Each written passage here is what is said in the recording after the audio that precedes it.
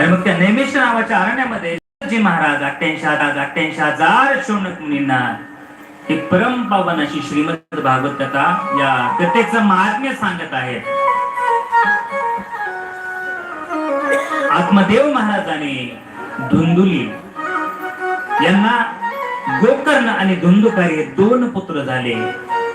गोकर्ण महापंडित निघाला आणि धुंदुकारी हा महाखल निघाला. एक दिवस गोकर्ण महाराज आपल्या घरून तीर्थयात्रेला निघून गेले आणि धुंदुकारी मात्र कुठल्याही प्रकारचा नियम त्याच्या जीवनामध्ये नव्हता. फक्त आपल्या आजूबाजूच्या माणसांना त्रास द्यायचा, चोऱ्या करायच्या, आजूबाजूला खेळत असलेल्या मुलाला उचलावं आणि विहिरीमध्ये टाकून द्यावं, चालता चालता एखाद्याच्या घराला आग लावावी, असं काम तो धुंदुकारी करत होता. एक दिवस आपल्या बापाला पैसे मागत असताना बापाने नकार दिला म्हणून आपला मुलगा म्हणजे तो धुंदुकारी आपल्या बापाला घराच्या बाहेर काढू लागला. आणि आता मात्र आत्मदेव महाराज विचार करू लागले की संतती नव्हती म्हणून जीव द्यायला निघालो होतो, संतती नव्हती म्हणून जीव द्यायला निघालो होतो, पण आता संतती झाली. आता अशी संतती निघाली की आपल्याला जीव द्यायची वेळ आपल्यावरती आली.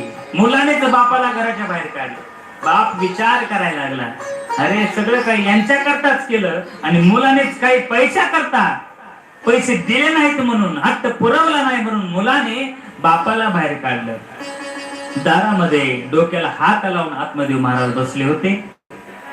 गोकर्ण महाराज तीर्थयात्रेवरून आले. त्यांनी पाहिलं की आपला बाप दारात बसलेला आहे, कपाळाला हात लावलेला आहे, चिंताक्रांत बसलाय, दुःखी आहे, डोळ्यामध्ये अश्रू आहे.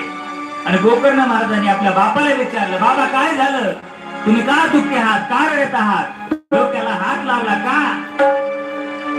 आणि मग आत्मदेव महाराजांनी सांगितलं, अरे तुझ्यामध्ये आणि तुझ्या त्या दुसऱ्या भावामध्ये किती फरक आहे.